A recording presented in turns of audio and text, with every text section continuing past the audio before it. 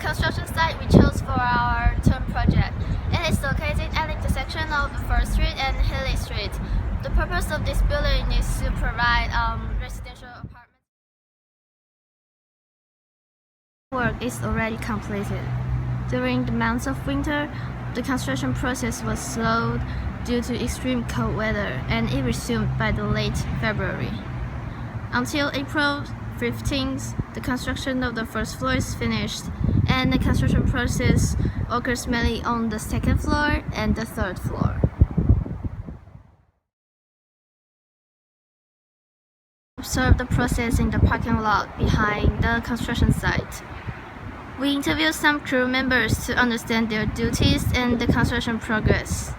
And then we recorded some construction activities to analyze productivity. Concrete and excavation, and we are working at the 505 South Apartment Complex, and we're doing the foundation work. Yesterday we poured the column wraps that you see here, and we're stripping them. Mainly we just do the foundation concrete work.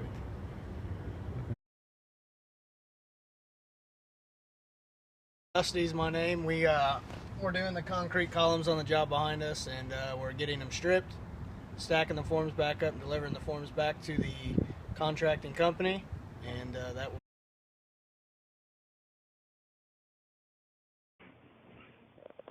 The operation that was the focus of the study is the transporting and nailing of trusses to a beam on the west side of the first floor. A crew of 6 worked on this activity, 5 carpenters and 1 foreman. The foreman lifted the boards from the ground floor to the first floor with the use of a seizure lift. The carpenters carried, cut, and nailed the trusses to the beam. Other activities that were occurring on the construction site were foundation concrete work, stripping the forms from the columns, fireproofing the structural steel beams, tampering the subgrade before pouring concrete, and installing the electric service. The activities that had already been completed were the exterior masonry wall finish, and a concrete shear wall that encased the stairwell.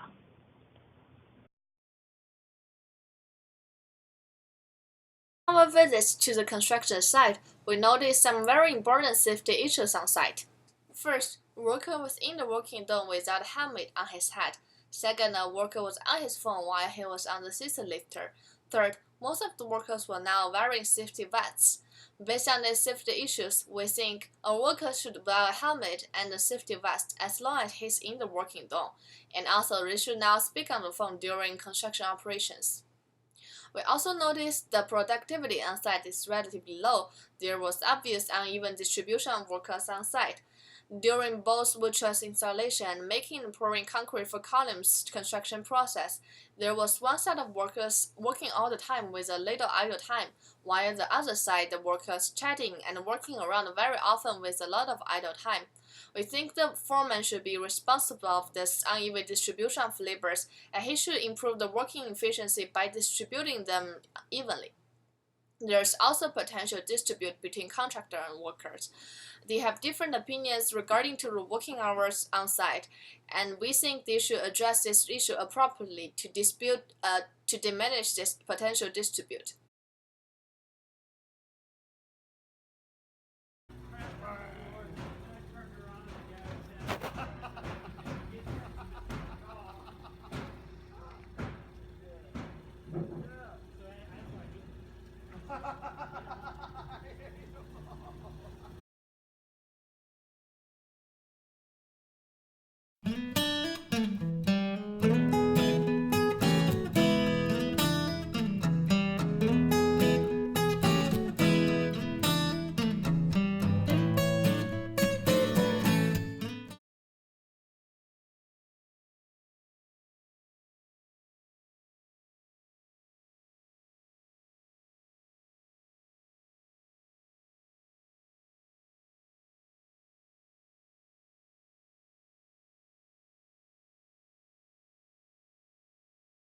Hello, I'm Hongjian, and I'm going to introduce the original crew balance chart of our project.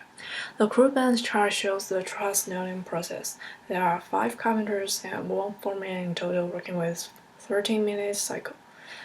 Based on our observations, the general efficiency of the crew has much room for improvement. For example, the foreman only operates the lift and largely depends on the pace of other two carpenters who nailing the truss on the ground.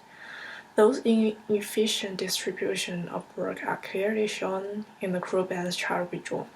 As you may see, there are lots of blocks of idle time. In addition, based on the chart, we calculate the production rate of truss nailing process, which is 9 trusses per hour. In order to improve productivity, we came up with 3 proposals.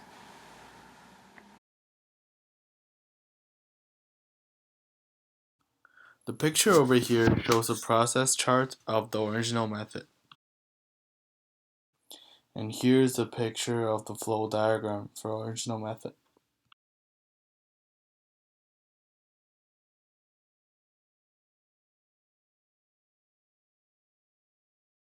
During observation, one of the commentator and foreman had too much idle time. Sometimes only 2 out of 5 workers were doing work. This proposal aims to reduce idle time for all crew members by distributing work more evenly. In the original crew balance chart, we find that activity nailed truss to beam on second floor roof for commentator 2 and 3 is very time consuming. Each worker spends 13 minutes on this activity in one cycle. On the other hand, commentator 1 only works for 2 minutes and foreman works 1 minute, so we distribute commentator 1 and foreman the work nail truss to reduce their idle time. In this way, the time of nail truss activity is reduced to 6 minutes 30 seconds from 13 minutes. Also, we allocate the rest activity in a way that can result in least idle time. In this proposal, the time of one cycle is reduced from 14 minutes to 18 minutes 30 seconds, with almost 40% proficiency improvement.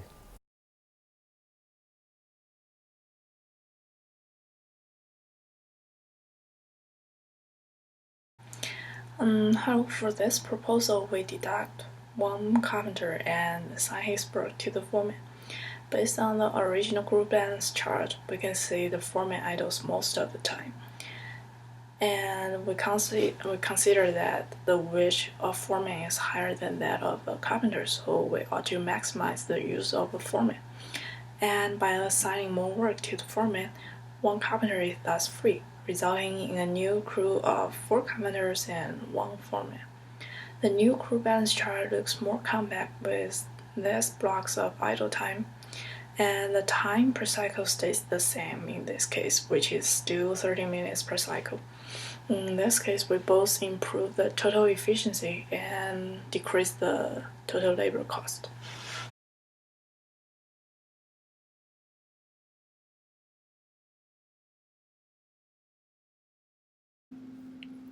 For Proposal 3, we mainly focused on reducing the time and distance of the transportation process. In this case, a different location of lumber storage was proposed. So instead of parking the truck on the north side of the building, we recommended parking the truck in the parking lot, which is going to be located on the east side of the building. In this way, workers can just unload the lumber from the truck and put them directly into the building, instead of walking 200 meters carrying the lumber into the work site.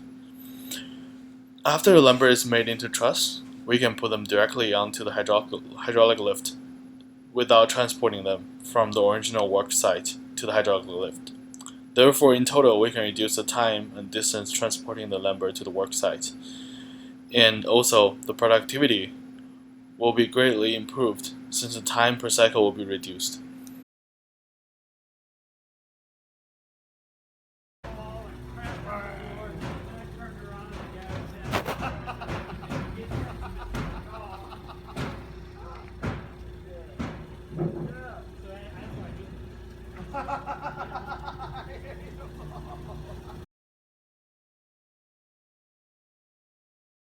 Previously short video clip, you could see that the contractor was not wearing helmets and a safety vest. Therefore, our proposal 4 is going to be focused on the safety issues on construction site. In proposal 4, we're asking the construction team to buy more helmets and safety vests. for the worker and constructor to wear on the construction site. Therefore, they can prevent any kind of safety risk that could happen. The picture below shows the cost for material, equipment, and labor of the original case. If we compare the cost for Proposal 1, the material cost stayed the same, but the equipment cost got lower. That's why the total cost is reduced.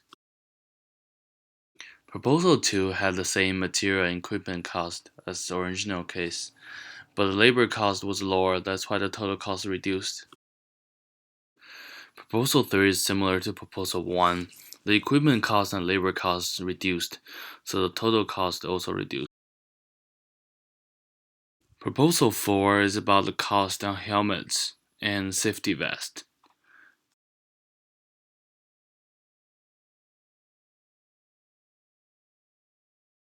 So our second proposal is to reduce the number of carpenters from 5 to 4 and let the foreman replace carpenter 1's work. So because we can see from the original group balance chart, the foreman is in idle most of the time in the cycle. So by doing this, we can improve our productivity and the total cost will be reduced. Our third proposal is to reduce the time and distance during the transportation process. So instead of parking the truck in the north side of the building, we can park it in the east side of the building. So the workers can unload the lumber from the truck directly and put it in the work site inside the building. So and after the lumber was made into the truss, they can put them in the hydraulic lift directly. So the productivity will be improved because the time per cycle will be reduced. To implement our proposals, several procedures can be followed. Like we can set a meeting with a project manager and a site superintendent and a crew to discuss our proposals and select the optimal one. And we can set several set rules regarding the safety issues and community.